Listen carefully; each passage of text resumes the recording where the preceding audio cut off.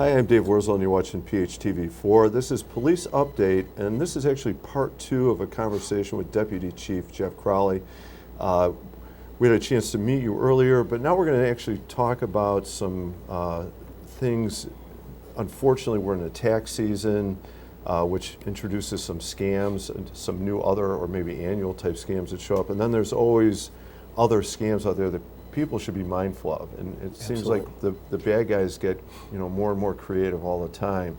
So thank you for coming in to talk about this. I want to get to the IRS or the tax season, that maybe scams are specific to them, but I do want to preface it that National, make sure I get the name right here, National Consumer Protection Week is the first week in March.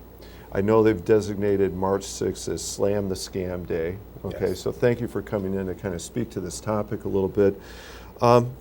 First, can you give us some tips on what types of scams are out there now? I know there's some that are always showing up, but things that people should be watching out for. Yes. So I know we on our Facebook, whenever we come across a new one, we'll post it. The city does a monthly newsletter that I contribute to for the police department section, that we try and put these new ones in that come in, or just to kind of revisit some, because they don't go away. This is a continuous thing. It's not cycles. They're always out. If anything, I feel like I remember a few years ago you'd get a couple. Now I feel like it feels like a constant stream. It is. Unfortunately, as much as technology helps us and everybody else in your day-to-day life, it also helps these opportunists, these criminals, because with robocalls, computer program, they don't actually physically have to dial the phone all the time. I could be sitting at a desk by myself somewhere in some other country and have 20 phone calls going out, and then I can tell who picks one up, and I just pick that one up. So So how about, let's talk about, can you give us some examples of the types of scams that are showing up now, or more recently, let's say? So I know recently in Palos Heights, we've had a couple within the last month. So the scams themselves, the strategy is pretty typical. That doesn't vary much. The details are what the scammers move around. So somebody might call you, might get an email, a text now, a voice message. This is so-and-so. 90% of the time it's from an official sounding government agency or corporation. You need to do this by this time to not get in trouble. So you could put, I'm from the FBI, I'm from Secret Service. Don't focus so much on the entity. Try and keep an eye out for the tactics, I would guess, because if you're looking at just for a call from the FBI and the person says they're from the Secret Service or another federal law enforcement agency, you might let it go and then think it's legit. Organization A sounds legitimate, so I guess I should respond. Exactly. So look, they're going to call you, they're going to say, and you're going to know you did nothing wrong. They're going to say, hey, we got to report that you did this. And it's not going to be anything horrible. It'll be like a technical, you filed this form, or your name came up in an investigation. So it's enough not to like, oh, I know I didn't do that, so I'm just going to blow it off. It'll be enough to draw you in that, well, this could have happened. So that starts the time element and the pressure. So then the next part will be, you need to get us this, which will be some kind of payment, by a certain time. And then there'll be the follow-up, go here to do it. So again, the tactics are what to look for. The official sounding call, they're going to try and scare you, really. Either with an allegation or a time element, and then the pressure of the time to get it done. I would say that you reminded me, and I know I think last week I got one like the toll company. I missed a toll. There's a fine. You need to deal with this, otherwise you'll accrue some type of penalty.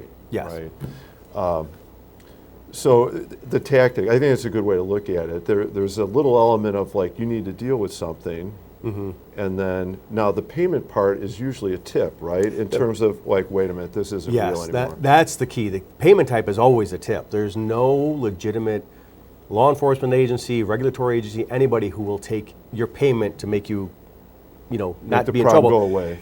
That will take them in form of gift cards, green dot cards from Walgreens or CVS. New ones we're getting are Bitcoin. We've had 2 in the last month.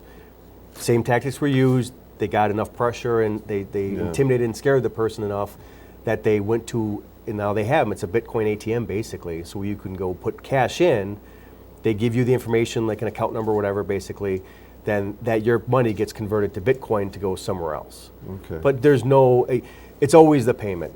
Unfortunately, also, there's a new one in the south side that we've come across here and other places. They'll call and ask for literally a box of cash.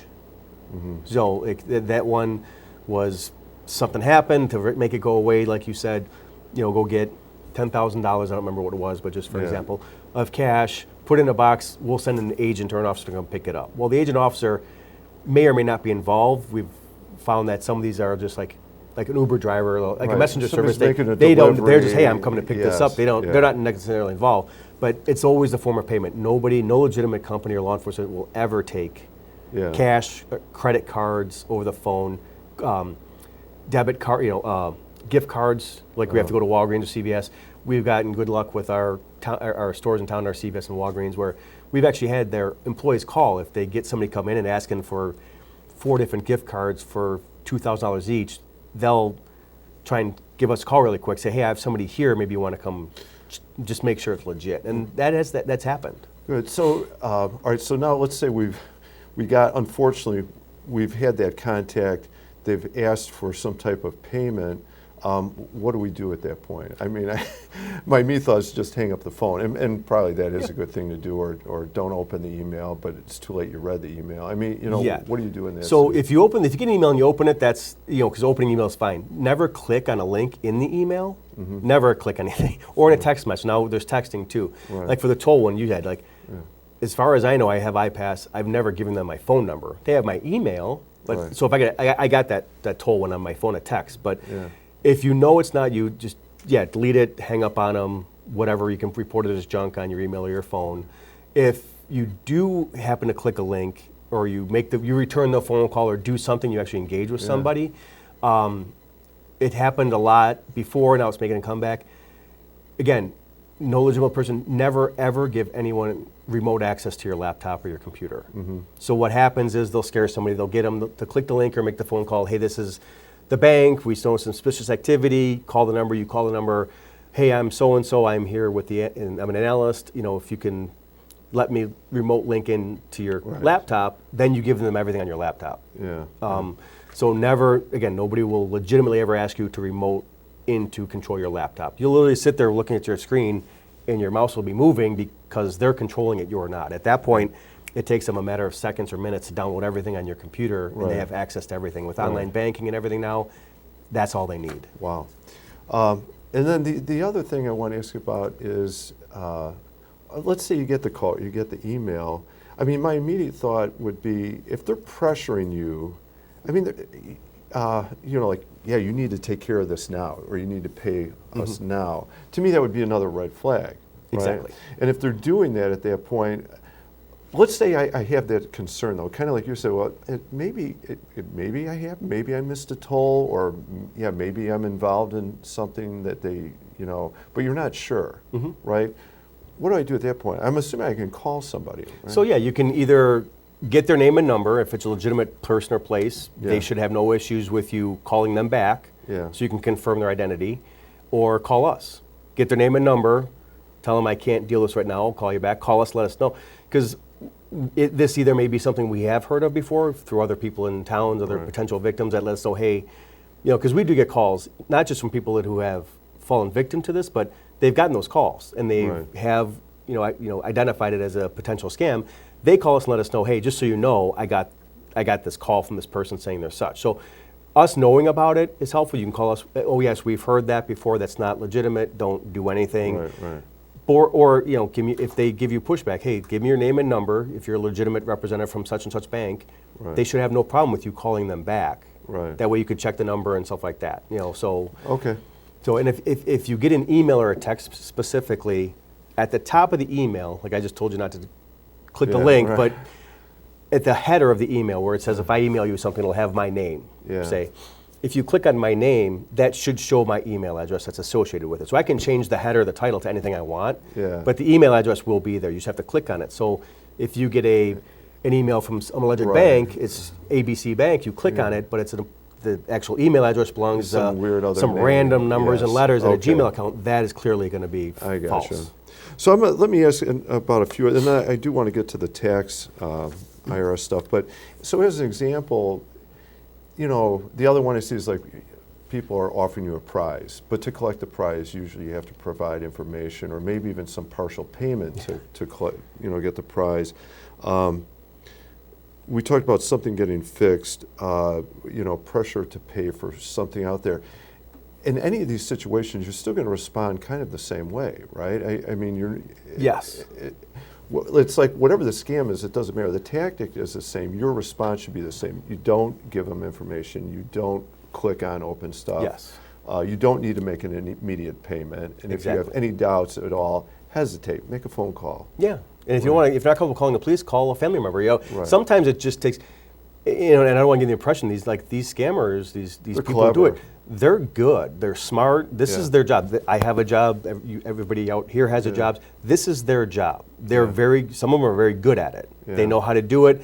So sometimes it just takes a person 3 seconds to like slow down in their thought process. Like, wait, no, this doesn't sound right. But they keep the pressure on to stop you from getting that 3 seconds of to reevaluate what's going on. So that's what they do. To your point about doing services, a popular one we still have, and everybody has, somebody showing up at your house. So the ones where they're calling you or emailing you, you do have those times. The other ones is a little bit more complicated. You have somebody show up at your house with a traffic, orange or yellow traffic or construction vest. They have some kind of lanyard on. They say, hey, I'm with Public Works or with the gas company. Your neighbor's having work done in the backyard. We need to shut off your gas. Now again, doesn't seem right. They kind of look the part, but while you're processing what's going on, they literally walk right by you. Yeah. So they're not that's the time. That's the same thing. They're not giving you the time to process it. They're walking by you. By the time you follow them in, and they just go right down. You can continue talking to them, and this has happened. So you're doing the right things. You're trying to stop them. You're trying to talk to them. Hey, who are you? But as you're walking downstairs to get the information, a second offender's coming in because they expect that. That's what they're doing. Distracted. And then they go into your house and have the roam of your house while you're with the first offender. So you're right. Tactics are the same. It's going to be a pressure element. It's going to be keep you moving, keep you talking, keep you thinking, so you can't stop and process. Yeah. What's weird about the situation? That's what they do. That's okay. Now I'm going to guess I want to specifically talk to tax season. So here we are, filing taxes, and whether we're concerned about paying them on time, maybe getting a refund, whatever the case is, and this generates its own set of scams, right? And the couple I'm going to mention about that I've read about one is very similar to the things we've been talking about, where to pay a fine or a penalty because you missed a tax thing you should have made, or you didn't make a payment you should have made. So there's a fine or penalty out there hanging over your head. Or the one that's prize-like, well, you're due a refund, but we need information before we can process that. Exactly. For you. Yeah. You mentioned it before. If anything's the old adage, if it sounds good to be true, it probably is. So if one of these is, you got to pay us $5,000 to get your $10,000 tax refund. That doesn't make sense. So the 100% those again, they're trying to solicit some information from you or some money. So either they're trying to get your personal information so they can do something under the guise of being you, like identity theft basically, or they're trying for a cash payment. The one that's harder, that specifically with the taxes, is where somebody, and it happens unfortunately, all your information's out on the internet somewhere. Right. They actually assume your identity, and then they file a tax refund saying they're you, but it goes to somebody else. They'll change the address. So they steal your identity, they file taxes under your name, but they send it to my address.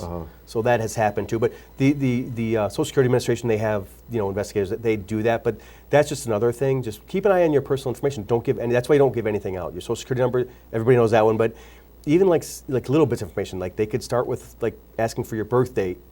And then, once they accumulate enough information, then they can use that to go into the dark parts of the web and get more things, because everything's out there, like credit cards, everything. You just got to protect yourself, especially online.